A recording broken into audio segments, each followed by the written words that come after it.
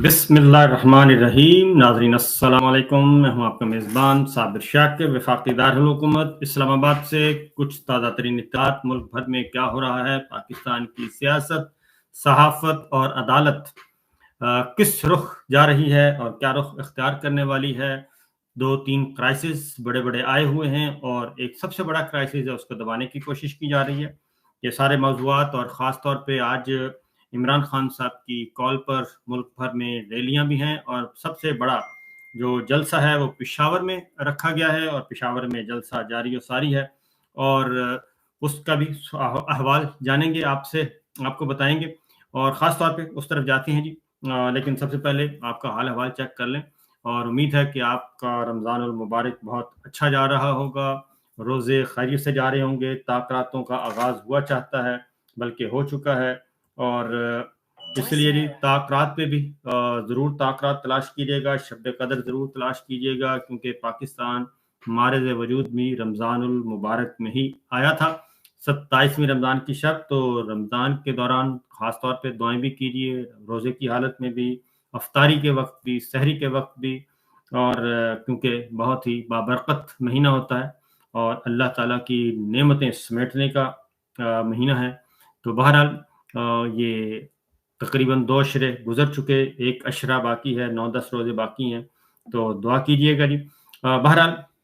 पाकिस्तान के लिए ज़रूर दुआ करेंगे, पाकिस्तान के लिए ख़ास तौर पे अपने वतन के लिए और जहाँ-जहाँ भी अहले वतन हैं उन सब के लिए और पाकिस्तान की तरक्की और खुशहाली के लिए जो इस वक्त पाकिस्तान में एक डिक्टेटरशिप, फ़िस्तायत और एक जाली निज़ाम हुकूमत मुसल्लत है, इस निज़ाम हुकूमत से निजात मिले और कोशिश भी करें और जिद्दोजहद भी करें, स्ट्रगल भी करें क्योंकि जब तक स्ट्रगल नहीं की जाएगी और आवाज़ बुलंद नहीं की जाएगी उस वक़्त तक जो सूरत हाल है वो बेहतर नहीं होगी। प्रेशर बहुत ज़्यादा ज़रूरी है क्योंकि पॉलिटिकल प्रेशर के साथ-साथ पब्लिक प्रेशर और ख़ास तौर पे आज जो मैं आपके साथ डिस्कस करने लगा हूँ, बहुत ही इम्पोर्टेंट ऑनरेबल जजेस, जो 6 ऑनरेबल जजेस मैदान में आए थे, उन्होंने बड़ी हिम्मत करके अपना जो माफ़ी ज़मीर भी बयान किया और आला अदलिया अपनी लीडरशिप को भी रुजू किया सुप्रीम जुडिशल काउंसिल को, तो वो क्राइसिस बढ़ता जा रहा है और उस क्राइसिस को दबाने की और उस इश्यू को दबाने की बहुत ज़्यादा कोशिश की जा रही है दर पर्दा। अब आहिस्ता-आहिस्ता मज़ीद खबरें बाहर आ रही हैं और 6 ऑनरेबल जजेस अब अकेले नहीं हैं। 6 ऑनरेबल जजेस अब अकेले नहीं हैं और उनकी हिमायत में, उनकी फ़ेवर में अब बहुत ज़्यादा आवाज़ें उठना शुरू हो गई हैं और ये जो एक कमीशन के ज़रिए, इंक्वायरी कमीशन के ज़रिए इस मामले को दबाने की कोशिश की जा रही थी। आई होप और मुझे तवक्को भी है और जो खबरें आ रही हैं उसमें अब शायद ये मामला ना दबाया जा सके और चूँकि 6 ऑनरेबल जजेस, उसके बाद फुल कोर्ट मीटिंग, कुछ अंदर के अहवाल भी बताएँगे, लेकिन जो सबसे अहम डेवलपमेंट हुई है, वो जो वुकला कम्युनिटी की तरफ से बहुत बड़ा रद्द-ए-अमल सामने आ चुका है और एक और ख़त मारिज़ वजूद में आ चुका है और वो भी ख़त जो है वो मामूली ख़त नहीं है जी, वो तकरीबन 10 सफ़हात पर मुश्तमिल ख़त है और उस ख़त में बहुत ज़्यादा डिटेल के साथ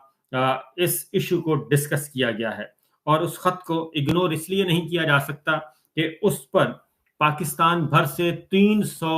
वुकला के दस्तखत हैं। 300 वुकला, नामवर वुकला, उन्होंने 6 ऑनरेबल जजेस के मौक़िफ़ की तायीद कर दी है और ना सिर्फ़ तायीद कर दी है बल्कि उससे आगे बढ़कर जो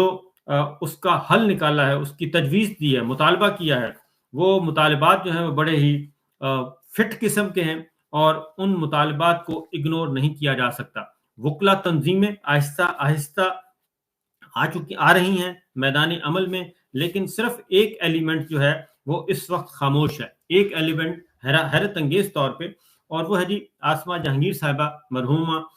उनका जो ग्रुप है, उनका ग्रुप बाकायदा तौर पे बहुत बड़ा तगड़ा ग्रुप होता था और उसको नज़रियाती ग्रुप कहा जाता था और वो जहाँ भी बुनियादी इंसानी हकूक़ के मसाइल होते थे और जुडिशरी का मसला होता था, मीडिया का मसला होता था, तो वो फ़ौरन आसमा जहांगीर मरहूमा वो आती थी मैदान में और अपना मौक़िफ़ पेश करती थी और बाकायदा तौर पे बड़े दबंग अंदाज में उन पे तनकीद भी होती थी, नजरियाती इख्तलाफ उनसे रहा उनकी ज़िंदगी में। लेकिन अब जो है वो वफ़ात पा चुकी हैं और उनका जो ग्रुप है उनके ग्रुप, उनके नज़रियात को बहरहाल अभी भी इस्तेमाल किया जा रहा है। लेकिन इस मौके पे आसमा जहांगीर का जो ग्रुप है और उनका नज़रिया, वो पहले तो फिज़िकली वफ़ात पाई थी, लेकिन अब मैं ख़ास तौर पे मुनज़्ज़ह जहांगीर साहिबा जो हमारी कोलीग भी हैं, काबिल एहतराम हैं, उनसे मैं ज़रूर कहूँगा कि वो इस इश्यू को देखें कि उनकी वालिदा का नाम जो है वो एक बहुत बड़ा नाम था और हम उनके नाक़िद भी रहे। लेकिन अब पता चला कि नहीं, उनकी बातें काफ़ी हद तक दुरुस्त थीं और अब उनका नज़रिया जो है, उनका नज़रियात, उनको दफ़न करने की कोशिश की जा रही है और वो लोग कर रहे हैं जो उनके नाम पर वोट लेते हैं। वोट लेते हैं, सपोर्ट लेते हैं, ओहदे लेते हैं और इस वक़्त जुडिशरी जो है, अदलिया जो है, सिर्फ़ अदलिया का मसला नहीं है, ये 6 ऑनरेबल जजेस का मसला नहीं है, बल्कि पूरे अदालती निज़ाम को कैप्चर करने का और उस पे गासिबाना कब्ज़ा करने का एक प्लान है और उसके खिलाफ आवाज़ नहीं उठ रही, तो वो आसमा जहांगीर साहिबा का ग्रुप जो है, वो आवाज़ नहीं उठा रहा और ना सिर्फ आवाज़ नहीं उठा रहा, बल्कि वो दूसरे धड़े में जाके मिल गया है। वो एग्ज़ीक्युटिव और गवर्नमेंट साइड पे जाके उनके साथ जाके बैठ गया है और किसी किस्म की कोई ऐसी कोई नहीं कर रहा, एंगेजमेंट भी नहीं कर रहा और ना ही कोई एक्टिविटी जनरेट कर रहा है जिसके बाद पता चले कि नहीं, वाक़तन कुछ हो रहा है। बहरहाल,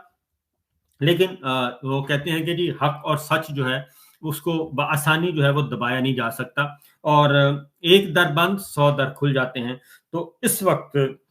उससे भी बड़ी सपोर्ट मिली है और ये मेरे सामने एक ख़त पड़ा है। ये ख़त है जी 10 सफ़हात पर मुश्तमिल है और इस ख़त का जो लुब्बे-लुबाब है मैं आपको बता देता हूँ।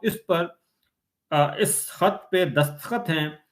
तकरीबन 305 लोगों के जी। 305 सीनियर मोस्ट वकला। इनका ताल्लुक लाहौर से भी है, लाहौर बार से भी है, इनका ताल्लुक कराची बार से है, कोयटा से है,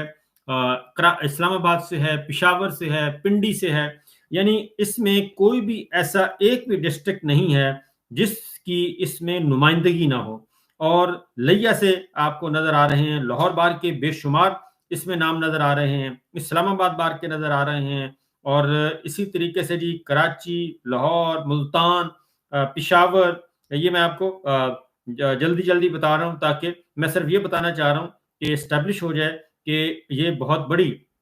एक एक्टिविटी जनरेट हुई है और एक खत 10 सफ़हात पे ये खत है और इस पे ये खत है जी 3 पेज का खत है और 7 पेज पर इसके दस्तखत हैं वकला के। 7 पेज में वकला के दस्तखत हैं जिन्होंने ये खत तहरीर किया है और जिनकी मर्जी और मंशा के मुताबिक ये खत जो है वो पब्लिक किया गया है और 3 पेज का खत है, लेकिन 7 पेज पे वकला के दस्तखत हैं, यानी कि इतनी बड़ी तादाद है वकला की। तो लिहाजा इसका जो लुब्बे लुबाब है वो मैं आपको बता देता हूँ। नंबर 1, पहला नुक्ता जो है वो इस खत का ये है कि ये तमाम के तमाम ने 6 ऑनरेबल जजेस के मौक़िफ़ की तायद कर दी है। 6 ऑनरेबल जजेस के मौक़िफ़ की तायद कर दी है, full fledge A to Z जो उन्होंने अपने खत में बयान किया उसको उन्होंने मुकम्मल तौर पे सपोर्ट कर दिया है। नंबर 1। नंबर 2, उन्होंने ये कहा है कि ये जो कमीशन है, इस कमीशन को उन्होंने रिजेक्ट कर दिया है और तवक्को जाहिर की है कि जस्टिस तसद्दुक़ हुसैन जिलानी साहब जो हैं ऑनरेबल, वो इससे माजरत कर लेंगे और ये आवाज़ कहीं और से भी आ गई है और वो भी मैं आपको बताता हूँ। पाकिस्तान बार काउंसिल के अंदर से भी आवाज़ उठ गई है कि तसद्दुक़ हुसैन जिलानी साहब इससे माजरत कर लें और उन्होंने कहा कि हमें तवक्को है कि वो माजरत कर लेंगे और वो इसको आगे लेके नहीं बढ़ेंगे, क्योंकि ये उसके अकॉर्डिंगली उन्होंने कहा है कि ऑपरेटिंग पार्ट जो है वो मैं आपको बता देता हूँ। तो नंबर 1 वहाँ बता दिया, सपोर्ट कर दिया जी, मौक़िफ़ की तायद कर दिया। उसके बाद उन्होंने कहा है कि ये मामला जो है ये सुप्रीम जुडिशल काउंसिल और सुप्रीम कोर्ट ऑफ पाकिस्तान, ये 2 फोरम्स हैं, इस पे ये आना चाहिए और सुप्रीम जुडिशल काउंसिल से गाइडलाइन मांगी उन्होंने और उसके बाद उन्होंने कहा कि सुप्रीम कोर्ट ऑफ पाकिस्तान, उन्होंने मुखातब भी चीफ जस्टिस काजी फायद ईसा साहब को इसमें नहीं किया। उन्होंने कहा कि सुप्रीम कोर्ट ऑफ पाकिस्तान का ये आईनी जिम्मेदारी है कि वो इस इश्यू को टेकअप करे और जो सबसे बड़ा मुतालबा, मेजर मुतालबा जो इसमें किया गया है वो है जनाब कि उन्होंने ये कहा है कि इस मामले को आइन के आर्टिकल 184(3) के तहत सुप्रीम कोर्ट ऑफ पाकिस्तान बराह रास्त इसको टेकअप करे, इस इशू को उठाए, और जो अवेलेबल ऑनरेबल जजेस हैं सुप्रीम कोर्ट ऑफ पाकिस्तान के, जो अवेलेबल जजेस हैं, उन सब पर मुश्तमिल फुल कोर्ट बनाई जाए और फुल कोर्ट इस इशू को एड्रेस करे, फुल कोर्ट इस इशू को एड्रेस करे। और जो ऑनरेबल जजेस अवेलेबल हैं, और अवेलेबल से मुराद ये होता है कि जो स्टेशन पर मौजूद है, नंबर 1। नंबर 2, कोई अगर माजरत करता है तो उनको आप साइड पे कर दें, और जो माजरत नहीं करता, जो विलिंग है कि जनाब बिल्कुल इस इशू को हम देंगे, उन तमाम जजेस पे किसी को आप इससे अलग ना करें, और किसी को भी आज खुद अलग ना करें। अगर कोई खुद अलग होता है तो हो जाए, लेकिन आप ये काम ना करें। और तमाम अवेलेबल दस्तयाब ऑनरेबल जजेस जो हैं वो इसको आए। और उन्होंने कहा कि इसको, अगली बात उन्होंने कहा कि इसकी तहकीकात जो है, इसकी समात जो है वो बड़ी ट्रांसपेरेंटली होनी चाहिए, बड़ी फेयरली होनी चाहिए, और शफाफ अंदाज में होनी चाहिए, और इस हद तक साफ शफाफ और हो कि वो नजर आए, वो पब्लिक को भी नजर आए, अवाम को भी नजर आए। और उसका उन्होंने कहा है कि इसकी समात जो है वो बराह रास्त लाइव नशर की जाए, जैसे कि कोर्ट रूम नंबर 1 में होता है, वो नशर की जाए, ताकि पाकिस्तान के अवाम भी इसको सुन सकें, और ये आवाज पाकिस्तान के अवाम तक भी पहुंच सके, और वो भी घर बैठे, अपने दफ्तर में बैठे, सड़कों पे, होटलों पे, जहां जहां बैठे, वो इस सारी कार्रवाई को बराह रास्त सुने, वॉच करें, और वो भी फैसला करें कि पाकिस्तान में क्या हो रहा है, और अदलिया के अंदर किस हद तक इंटेलिजेंस ऑपरेटर्स, इंटेलिजेंस इदारों की ये जो मुदाखलत है किस हद तक है। और उन्होंने ये कहा इस खत में, जो कि 3 सफ़ात का कंटेंट है, 7 सफ़ात पे वकला के दस्तखत हैं, उन्होंने ये कहा है कि ये सारा कुछ होना चाहिए, ताकि ये एक दफ़ा उन्होंने कहा बड़ी बेरहमी से इसकी होनी चाहिए तहकीकात, साफ शफाफ तहकीकात होनी चाहिए। और उसमें उन्होंने कहा है कि इन ऑनरेबल जजेस ने बहुत हिम्मत करके उन्होंने कहा है कि ये अपने आप को उन्होंने ये खतरे में डाल के ये खत लिखा है, तवज्जो दिलाइए। नंबर 2, ये तो हो गया कमीशन के बारे में उन्होंने बता दिया। नंबर 2, उन्होंने कहा है कि ये इशू जो है ये 2017 के जो इंक्वायरी कमीशन एक्ट का ये डोमेन नहीं है, इसलिए ये उस तरफ ना जाया जाए, क्योंकि इंडिपेंडेंस ऑफ जुडिशरी का जो कॉन्सेप्ट है और अदलिया और इंतजामिया की अलहदगी का जो कॉन्सेप्ट है, ये जिनसे मुताल्लिक है, एग्जेक्टिव के हवाले ये काम नहीं दिया जाए, ये हुकूमत के हवाले, ये केस जो है हुकूमत के हवाले नहीं ये देना चाहिए, ये जुडिशरी का मैटर है, और जुडिशरी ही इसको एड्रेस करे, और ये जुडिशरी की लीडरशिप का जो है जिम्मेदारी है पूरी सुप्रीम कोर्ट ऑफ पाकिस्तान की। सिर्फ चीफ जस्टिस काजी फाइज ईसा साहब की ये जिम्मेदारी नहीं है, उनको एड्रेस भी नहीं किया इन्होंने एड्रेस किया है तमाम सुप्रीम कोर्ट को, सुप्रीम कोर्ट ऑफ पाकिस्तान को एड्रेस किया है। और इसलिए फिर उन्होंने कहा है कि जो जस्टिस शौकत सिद्दीकी साहब ने इल्जामात लगाए थे, और जो सुप्रीम कोर्ट का फैसला भी आ चुका है, तो लिहाजा उसको भी इंक्लूड किया जाए इसमें, और उसको भी लेके आगे चला जाए, ताकि ये कज़िया जो है ये खत्म हो सके, और ये जुडिशरी की आज़ादी का और बुनियादी हकूक, बुनियादी इंसानी हकूक और आइन की सुप्रीमेसी का मामला है, ये कोई मामूली नौयत नहीं है। इसके साथ साथ उन्होंने एक और बात भी की, उन्होंने कहा कि ये इशू जो है ये हुकूमत को देने का मतलब ये है कि वहां पे तो कॉन्फ्लिक्ट ऑफ इंटरेस्ट है, मफादात का टकराव है। हुकूमत अपने ही खिलाफ क्यों एक ये तो चार्जशीट है हुकूमत के खिलाफ, इंटेलिजेंस एजेंसीज के खिलाफ, तो आपने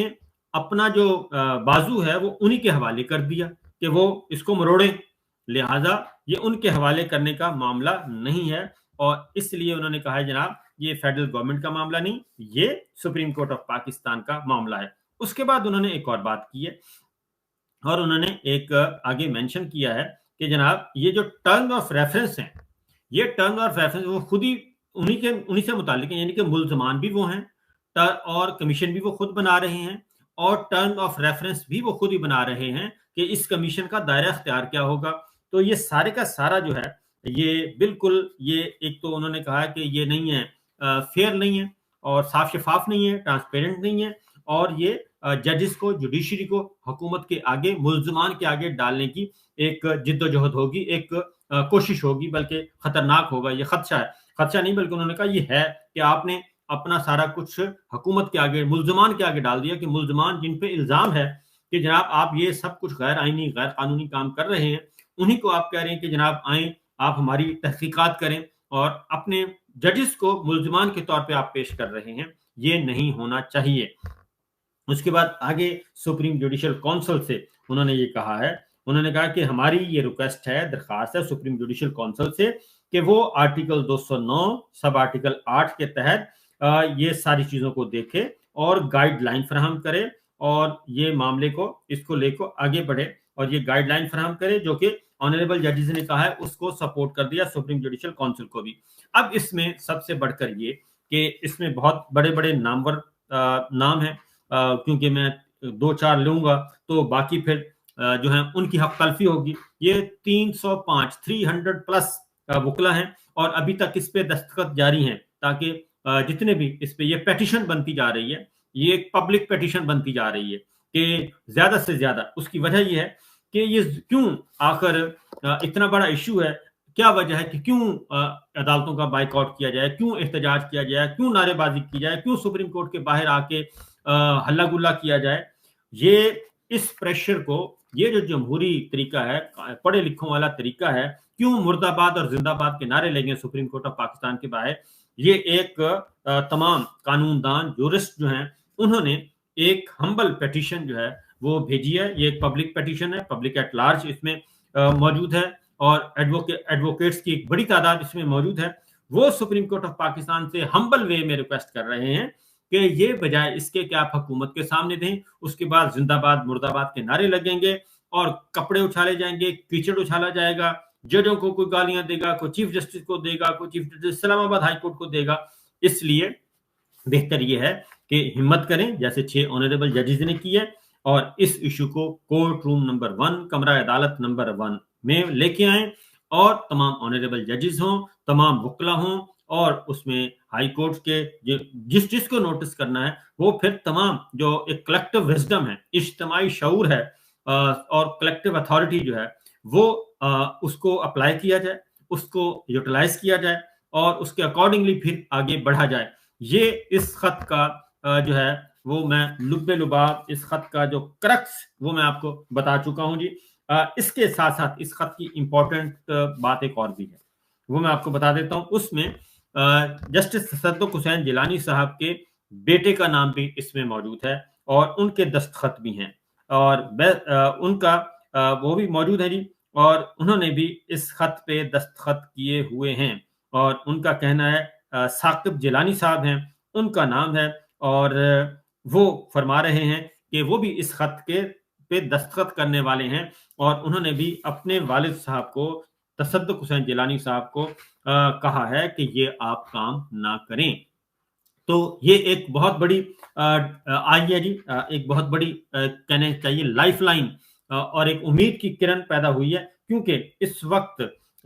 इख्तदार के ऐवानों में क्या हो रहा है, इख्तदार के ऐवानों में ये हो रहा है जी कि अभी और भी मैं आपको बताता हूँ, इख्तदार के ऐवानों में तो ये हो रहा है कि इस इशू को किसी भी तरीके से दबा दिया जाए, क्रश कर दिया जाए, डिमोलिश कर दिया जाए, और ये जो बगावत, वो इसको नाम दे रहे हैं बगावत का, कि इस बगावत को कुचल दिया जाए। तो मैं बहुत ही अदब और एहतराम से ये बता दूं कि ये बगावत नहीं है, ये वकला ने बड़ी हिम्मत करके उन्होंने ये सारे काम किए हैं। और इस खत में और भी कहा गया है, इस रिक्वेस्ट में, ये पेटिशन जो है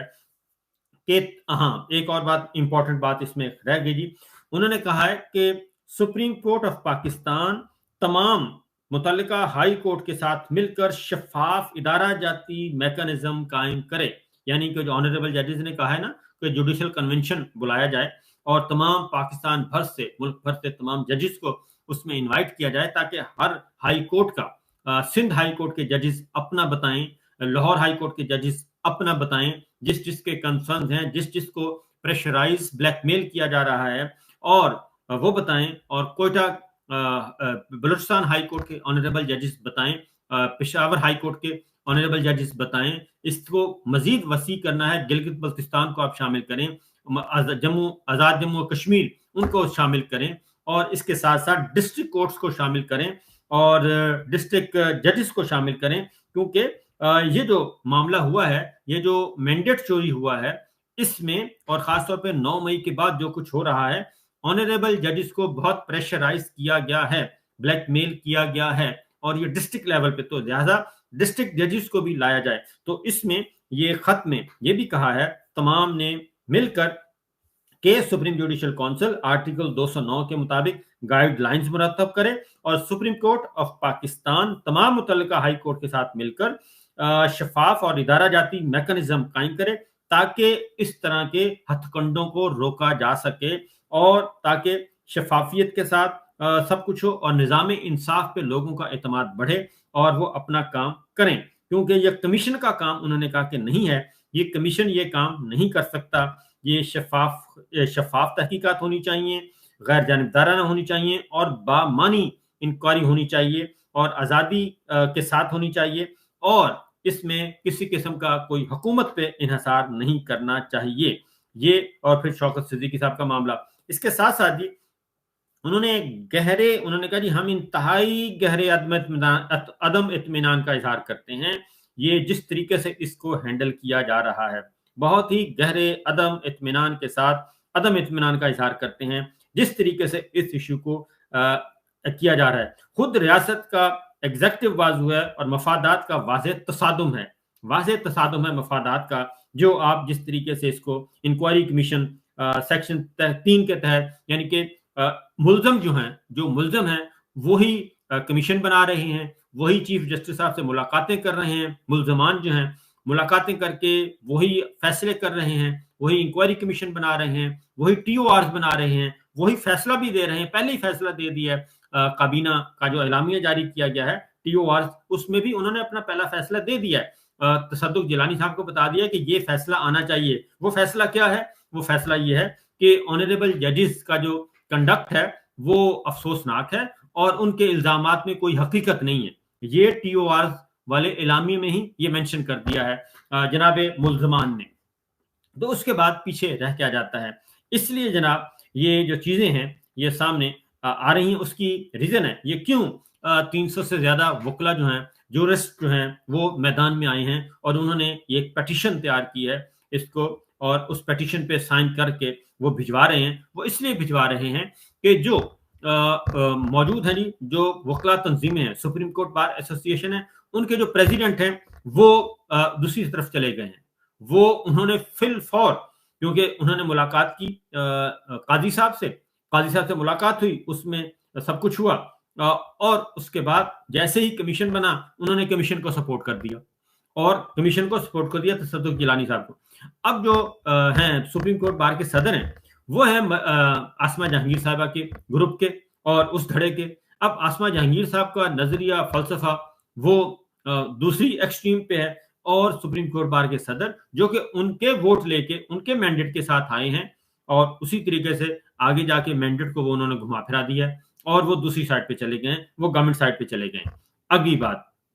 जो पाकिस्तान बार काउंसिल के सीनियर एग्जीक्यूटिव हैं वो भी उन्होंने भी छलांग लगाई और वो भी गवर्नमेंट के साथ मिल गए। उन्होंने भी फ्लोर क्रॉस किया और वो भी आसमा जहांगीर साहबा के ग्रुप के हैं और उन्होंने भी वही किया, फ्लोर क्रॉस किया, दूसरी साइड पे चले गए। जबकि ह्यूमन राइट्स का इशू, इंडिपेंडेंस ऑफ जुडिशरी का इशू, आजाद अदलिया का इशू वो इस वक्त मौजूद है और इंटेलिजेंस अफसरों की तरफ से, आईएसआई के जो अफसर हैं उनकी तरफ से ये मामला आ रहा है। आईएसआई के अफसरों को मेंशन कर दिया गया है और फिर चीफ जस्टिस आमिर फारूक साहब ने उसको स्टैब्लिश, उन्होंने ओन कर लिया है। और क्योंकि मैं आगे जाके बताऊंगा कि ये असल में प्रॉब्लम क्या है। असल प्रॉब्लम ये है जी कि, बल्कि अभी बता देता हूं ताकि जहन से ना निकल जाए,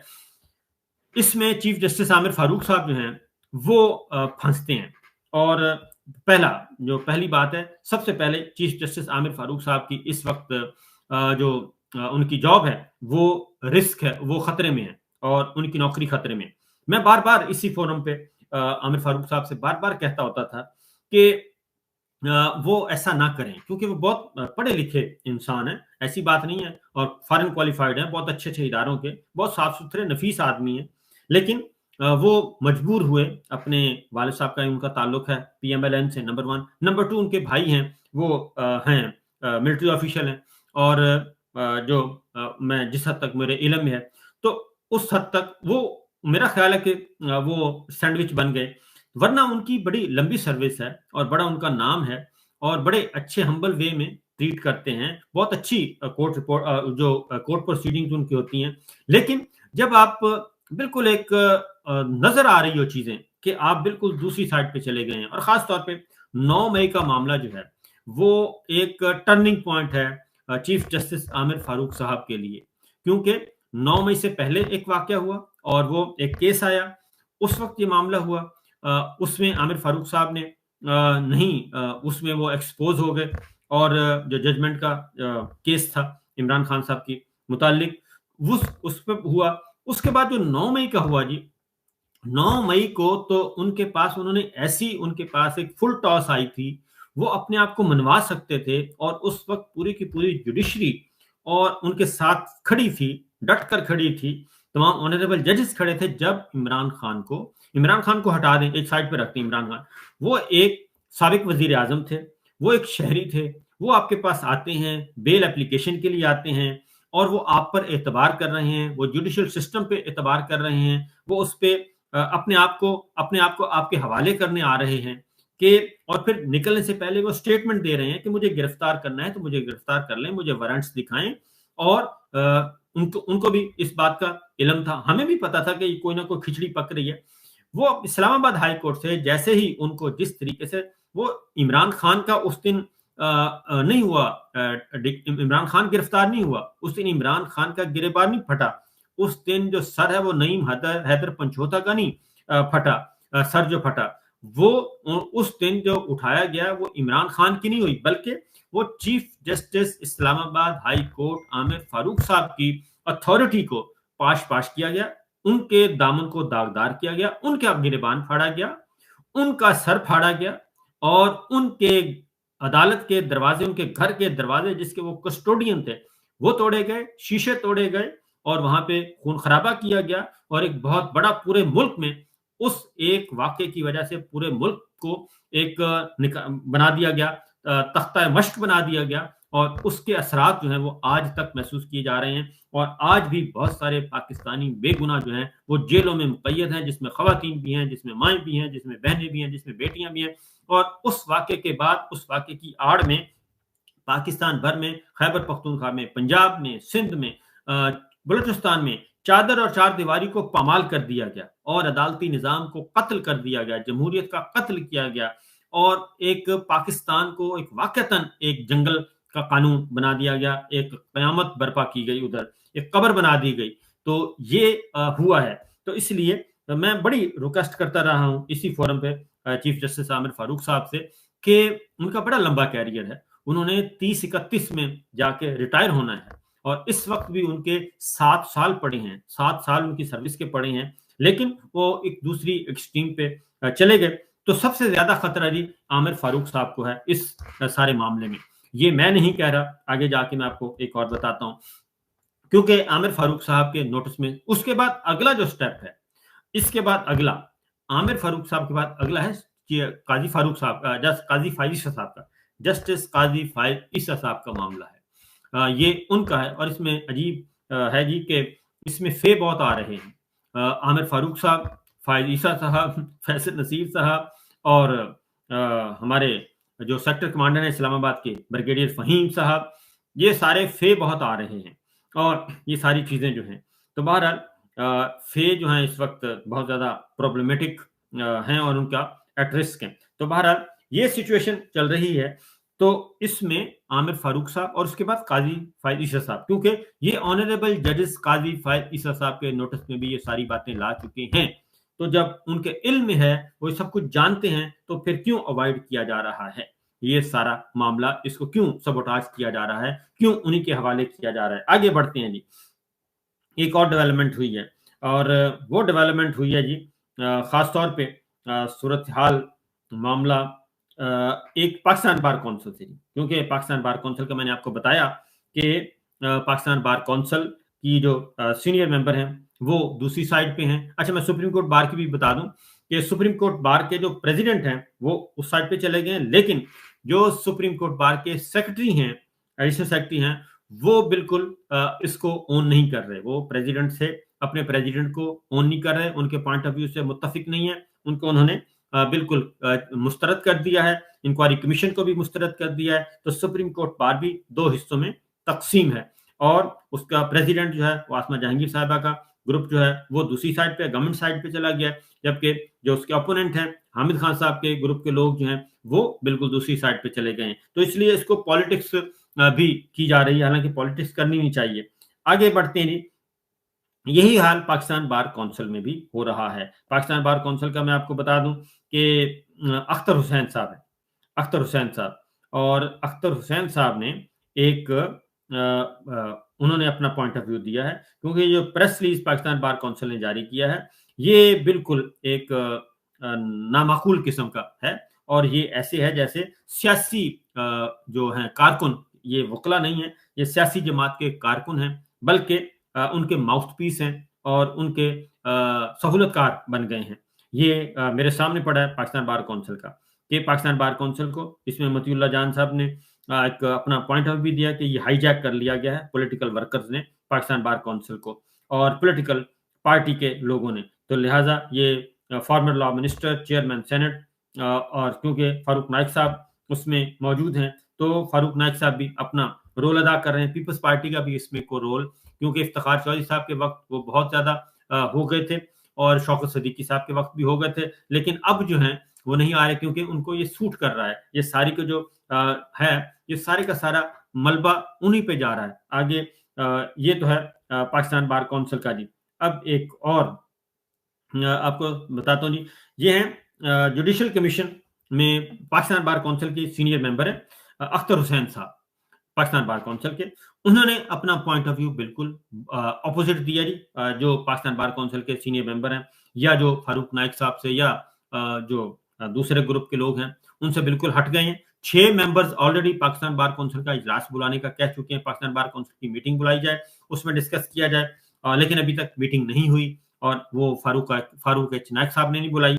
और उसमें बाकी भी उसको सपोर्ट कर रहे हैं ज़ाहिर है। तो अख्तर हुसैन साहब ने अपना पॉइंट ऑफ व्यू दे दिया है, और उन्होंने, और अख्तर हुसैन साहब जो जुडिशियल कमीशन है, जो ऑनरेबल जजेस की जो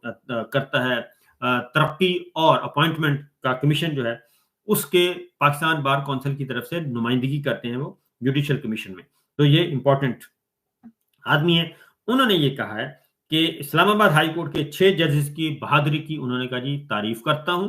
और उनके मौकफ की तायद करते हैं हम। और उन्होंने ये भी कहा कि सुप्रीम जुडिशियल काउंसिल अदालती उमूर में एजेंसियों की मुदाखलत के खिलाफ रहनुमाई करे। और अगली बात जो कही, जो मैं आपको बता रहा हूं, कि चीफ जस्टिस आमिर फारूक के कंडक्ट का जायजा लिया जाए,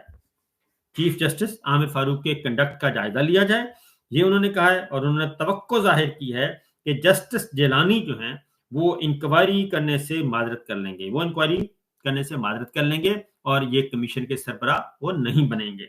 और उसके साथ साथ एक और बात की है अख्तर हुसैन साहब ने, उन्होंने सियासी जमातों को लताड़ा है, और जो कि मैं समझता हूँ कि मेरिट पर लताड़ा है। सियासी जमातों को उन्होंने कहा है कि सियासी जमातों की तरफ से 6 जजेस की हमायत ना करने पर इनकी मजम्मत की है, और उन्होंने इनको शर्म दिलाई है सियासी जमातों को कि ये कोई जजेस का कोई इनफरादी मसला नहीं है, उनका जाती मसला नहीं है। अगर वो चाहते तो इस पे पर्दा डाल के अपने करोड़ों अरबों के जो है वो फवायद हासिल कर सकते थे, अरबों करोड़ों के फवायद हासिल कर सकते थे अगर वो चाहते तो, क्योंकि वो इस बहती गंगा में नहा सकते थे। कि ये छोटा प्रोजेक्ट तो नहीं है कि पूरे का पूरा एक इलेक्शन जो है, पूरे का पूरा एक इलेक्शन चोरी कर लिया गया और रिजेक्टेड लोगों को इख्तिदार दे दिया गया और जमहूरियत को कत्ल कर दिया गया, कानून को बर्बाद कर दिया गया, अदलिया को बर्बाद कर दिया गया और कॉन्स्टिट्यूशन को तोड़ दिया गया। आइन शिकनी बार बार की जा रही है। तो उनके खिलाफ जजेस अगर उठ खड़े हुए हैं, उन लोगों के खिलाफ जो ये सब कुछ कर रहे हैं, और न सिर्फ ये सब कुछ कर रहे हैं बल्कि वो हमें नजर आ रहा है, तो इसलिए उन्होंने कहा है कि जनाब जरा हौसला करें और कोई थोड़ी सी शर्म हया होनी चाहिए इंसान में। और सियासी जमातों को खास तौर पे उन्होंने कहा कि ये सपोर्ट करनी चाहिए 6 जजेस की, और वो मॉरल सपोर्ट होती है। अभी तक ना ही हुक्मरान जमात की जितनी भी PDM2 की जमातें हैं, हुकूमती जमात की किसी अभी कोई एक स्टेटमेंट भी नहीं आई, किसी एक वजीर की, किसी एक सियासी जमात की अलग से भी स्टेटमेंट नहीं आई। उसमें रजा रबानी साहब का बड़ा नाम है, लेकिन वो भी खामोश हैं और मसलहतों का शिकार हैं। और उसमें बहुत बड़े बड़े नाम हैं, मुस्लिम लीग नवाज के भी अंदर भी बहुत नाम मौजूद हैं, लेकिन वो भी वही पोजीशन लिए हुए हैं जो कि हुकूमत की है। पीपल्स पार्टी के सारे लोग खामोश हैं, उसके साथ साथ एमक्यूएम खामोश है, ये सब के सब खामोश हैं, जो कि इस वक्त काफी खामोश है, क्योंकि उनको इसमें नुकसान नजर आ रहा है। अब आते हैं जनाब, एक और बात भी की गई है, याद आया कि वो जो खत है 300 से ज्यादा वकला का, उस खत में एक और बात भी की गई है। उन्होंने कहा जी कि जो फुल कोर्ट मीटिंग में जो ऑनरेबल जजेस की राय है उसको तो सामने नहीं लाया गया कि वो उनकी क्या राय है, क्योंकि उनकी राय भी सामने आनी चाहिए, वो क्या राय है। और इसी तरीके से ये बात रह गई थी। अगली जो नेक्स्ट वन है जी, कि अब हम आपको बता देते हैं, क्योंकि अब आहिस्ता आहिस्ता चीजें सामने आना शुरू हो गई हैं। फुल कोर्ट जो मीटिंग हुई उसमें ऑनरेबल जजेस सुप्रीम कोर्ट ऑफ पाकिस्तान के, उन्होंने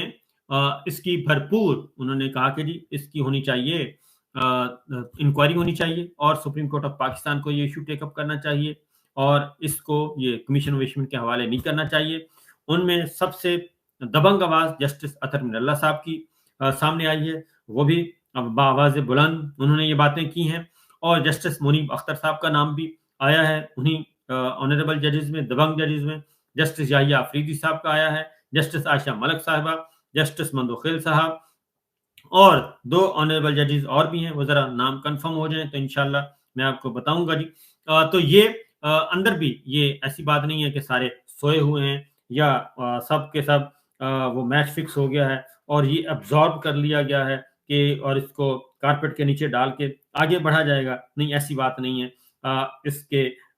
इसमें से काफी कुछ बरामद होगा और ये जरूर होगा। ये मुमकिन नहीं है कि जनाब इतना बड़ा मामला हो और इतनी बड़ा एक वाकया हो और पूरे के पूरे जुडिशियल सिस्टम को एक खिलाफ आइन और खिलाफ कानून एक तहस नहस करने की कोशिश की जा रही हो, तो उस पर खामोशी रही। अब आते हैं, ये सारी बातें चीफ जस्टिस काजी फाइज ईसा साहब क्यों खामोश हैं, अब ये सवाल पैदा होता है। और उनको क्या फायदा नजर आ रहा है, वो क्यों, क्योंकि 6 ऑनरेबल जजेस हैं, मातहत अदलिया हाई कोर्ट के जजेस हैं, और उन्होंने वो एक चिट्ठी भेजी है, उन्होंने बाकायदा तौर पे एक ड्राफ्ट करके, ये मेरे पास पड़ा है, 6 सफ़ों का लेटर है, और उसमें उन्होंने भेज दिया और सुप्रीम जुडिशियल काउंसिल को भेजा। तो चीफ जस्टिस काजी फाइज साहब आज तक ये उस फोरम पे क्यों नहीं जा रहे, वो इजलास क्यों नहीं बुला रहे सुप्रीम जुडिशियल काउंसिल का। इजलास बुला के उस फोरम पे जाते, वहां पे जो भी डिसाइड होता, कलेक्टिव विजडम वहां पे अप्लाई होता, वो नहीं बुला रहे। उसकी रीजन, और उसके बाद फिर वो ले गए सुप्रीम कोर्ट बार के सदर से मुलाकात, पाकिस्तान बार काउंसिल के सीनियर मेंबर से मुलाकात जो लाइक माइंडेड है उनसे मुलाकात करके, और फिर शहबाज शरीफ साहब से मुलाकात, फिर लॉ मिनिस्टर से मुलाकात, फिर अटॉर्नी जनरल से मुलाकातें करके सारी चीजें, वो ऐसे लग रहा है कि वो इस वक्त सहूलतकारी कर रहे हैं, वो फैसिलिटेटर हैं पीडीएम 2 के, वो पीडीएम 2 को फैसिलिटेट कर रहे हैं, फैसिलिटेटर हैं। और साथ ही जिन लोगों के इल्जामात हैं इंटेलिजेंस अफसरों के, उनको वो फैसिलिटेट कर रहे हैं कि जी मैं हैंडल कर लूंगा, फिक्र ना करें। और लेकिन ये अब अगला बात जो है काजी फाइज साहब की, जिसके बारे में मैं तो कम से कम ये मैं अपने आप को, अल्लाह का शुक्र है कि मेरे पास ये इंफॉर्मेशन बहुत पहले की है। ये उस वक्त की है जब हुदैबिया पेपर मिल्स का इन्होंने केस डिसाइड किया था, और वो पाकिस्तान की अदालती तारीख में कभी ऐसा नहीं हुआ कि आप एक केस को बंद कर दें, क्रिमिनल केस को, और उस पे स्टैंप लगाएं और उसको बंद करके उसको सील करके जजमेंट को रख दें और ये हुक्म सादर करें कि आज के बाद ये मीडिया में डिस्कस नहीं होगा, ये आज के बाद ये मीडिया पे डिस्कस नहीं होगा। तो एक बात वो है। तो उस दिन से मुझे पता है कि ये मामला जो हैं वो नून लीग के साथ इनके सेट हैं, नंबर 1। नंबर 2, चलिए जी, उसके बाद हो गया, उसके बाद फिर इनके वो केसेस बन गए, और वो अभी तक एफबीआर में रिपोर्ट मौजूद है, क्योंकि वो प्रॉपर्टी से तो कोई डिनाई नहीं कर रहा, जैसे एवन फील्ड है, अल अजीजिया है, फ्लैगशिप है, इन प्रॉपर्टीज तो मौजूद हैं, और केस बेशक आप खत्म करवा लें और हो जाए, और टेक्निकल जस्टिस के तौर पे, टेक्निकल जो लीगल सिस्टम है उसकी बुनियाद पे आप कर लें, लेकिन एफबीआर में रिपोर्ट तो मौजूद है। और उस रिपोर्ट के बारे में पहला वो आया कि जी आपने ये हुदैबिया केस जो है वो आपने रिपोर्ट नहीं करना, ये हमेशा हमेशा के लिए बंद। अब उसमें जितने भी फौजदारी वकला हैं वो कहते हैं कि क्रिमिनल केस कभी भी बंद नहीं होता। ये 50 साल बाद भी अगर कोई गवाही आ जाए, फॉर एग्जांपल कोई मर्डर हुआ है, तो कत्ल हुआ है, तो कत्ल की अगर पॉइंट मिल जाए 10 साल बाद मिल जाता है, तो 10 साल बाद ये रीओपन हो जाएगा और इसको ट्रायल किया जाता है। तो इन्होंने उसमें इसहाक डार साहब का जो दफा 164 का अपने हाथ से लिखा हुआ बयान जो है वो सारे का सारा डॉक्यूमेंटेड प्रूफ जो है वो सारे उस केस को बंद कर दिया। वहां से इनके रोमांस की जो दास्तान है वो शुरू होती है नून लीग के साथ। उसके बाद फिर इनके खिलाफ जब केस बना तो उसको सपोर्ट किया गया, लिहाजा वो भी एक सामने है। फिर एफबीआर की रिपोर्ट भी पड़ी है, अब उसमें कहा गया कि ये रिपोर्ट इस्तेमाल नहीं होगी, लेकिन वो रिपोर्ट तो है एफबीआर की मौजूद है, वो किसी वक्त भी इस्तेमाल हो सकती है। उससे आगे अब कल वो सारे का सारा पंडोरा बॉक्स खुल गया, और वो पंडोरा बॉक्स ये खुला क्योंकि बार बार आपको इसी फोरम पे, कल मैं आपसे नहीं हम कर सके लाइव सेशन, इसी फोरम पे मैं बार बार आपको बताता रहा कि ये आपस में मुकमका लंदन अकॉर्ड जो है उसमें फिर कल उन्होंने कहा जी 3 साल की एक्सटेंशन। इस बात का भी मुझे कोई 1.5 साल पहले का पता है कि ये सारा कुछ आएगा। एक अहम ओहदे पे काजी साहब फाइज होंगे, काजी साहब फाइज होके क्लीन चिट मिलेगी मियाँ साहिबान को, वो क्लीन चिट मिलेगी, खान साहब को आउट किया जाएगा, उनको इन किया जाएगा। ये 1.5 साल पहले 2 साल पहले का ये वाकया है, 2 साल पहले का हमें पता था जी। बल्कि सॉरी 2 साल पहले का बता रहा हूँ, ये रजीम चेंज से 1.5 साल पहले का पता था, रजीम चेंज से 1.5 साल पहले का पता था। और इस पे मैं अपने प्रोग्राम द रिपोर्टर में भी बताता रहा हूँ, और इधर अपने इस फोरम पे भी, अपने यूट्यूब पे भी बताता रहा हूँ, बाकायदा रेगुलर इसको इस पॉइंट पर मैं टच करता रहा हूँ। तो वही कुछ हुआ कि जो 3.5 साल पहले एक चीज डिसाइड थी वही आज हमारे सामने आ रही है। और अब जस्टिस काजी फाइज साहब को एक्सटेंशन की बात की जा रही है जी, एक्सटेंशन 3 साल की एक्सटेंशन, और उसके लिए अमेंडमेंट करनी पड़ेगी। अमेंडमेंट के लिए 2/3 मेजोरिटी चाहिए, 2/3 मेजोरिटी के लिए ये सारी मखसूस सीटें और सारा मैंडेट चोरी करके PDM2 को दे दिया गया। और फिर एक्सटेंशन के लिए पीपल्स पार्टी को ऑन बोर्ड कैसे किया जाए, पीपल्स पार्टी को उन्होंने जुल्फकार अली भुट्टो साहब मरहूम का केस दे दिया कि वो उनकी फांसी सही नहीं थी, उनको भी उन्होंने खुश कर दिया कि लो जनाब मैं आपका भी ताबेदार, ये मैं आपको भी एक कागज का टुकड़ा दे दिया। वो मेरिट पे दिया, लेकिन वो किया इस मकसद के लिए है, तो वो भी हो गया। अब आ गई है जी, अब ये 6 ऑनरेबल जजेस का मामला आया, इसको भी उन्होंने अंडर द कारपेट दबा के रख दिया, और उस पे कोई हरकत नहीं कर रहा है। तो दूसरी जानिब गवर्नमेंट की तरफ से अंदर से इत्तला आ रही है, कल ये खबर ब्रेक हो गई कि जनाब ये तो 3 साल की एक्सटेंशन दे रहे हैं, जिसका हमें इस नाचीज को 3.5 साल का पहले का पता है, वो आज कल पूरी हो गई। अब 3 साल की जो है, अब इसमें आपको बताऊं क्योंकि ये इन्होंने धोखा उनको भी दिया। अच्छा, उससे पहले पहले ये देखें कि जो जजेस जो बहुत ज्यादा बोल्ड जजेस थे उनको इन्होंने फारग किया, और जस्टिस नकवी साहब को इन्होंने फारग किया, पॉलिटिकल मोटिवेटेड केस है, और जस्टिस मुज़ाहिर अली नकवी साहब को, और उसके बाद उन्होंने फारग किया जस्टिस इजाजुल हसन साहब से, इस्तीफा लिया, और वो भी मेरा ख्याल है कि उनको बोलना चाहिए। जस्टिस खास तौर पे उमरताब बंदयाल साहब, उनके भी अजीज को इसी तरह उठाया गया था,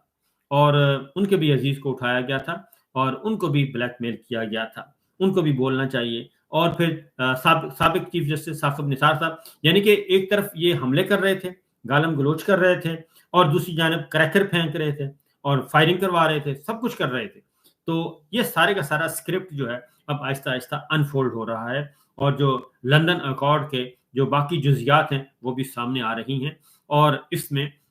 ये सारे हम जनाब इस हमाम में सारे के सारे शामिल हैं। तो लिहाजा तवक्को ये करनी चाहिए, मैं अभी भी कहता हूं कि ये मामला जो है इतनी जल्दी जी ये मामला दब नहीं सकेगा,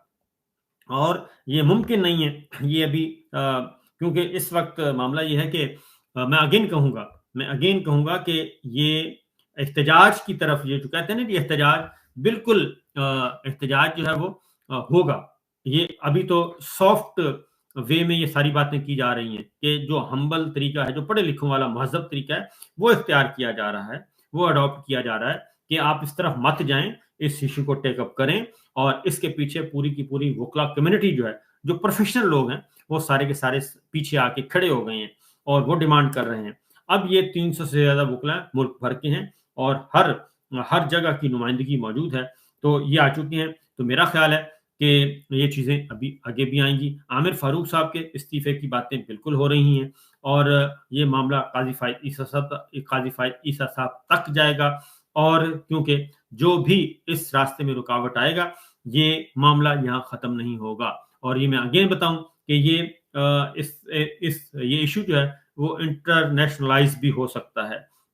और उसमें हमारी इंटरनेशनल जो कम्युनिटी है और इंटरनेशनल ऑर्गेनाइजेशन जो हैं वो भी इसमें शामिल हो सकती हैं मुस्तकबिल में। क्योंकि पहले ही आपका जो नंबर है वो खैर से 137वां नंबर है और ये जजेस ने सारा कुछ बता दिया है कि जनाब ये 137वां नंबर क्यों है, वो इसलिए है। तो बहरहाल देखते हैं कि क्या होता है। मजीद आपके साथ जी एक दो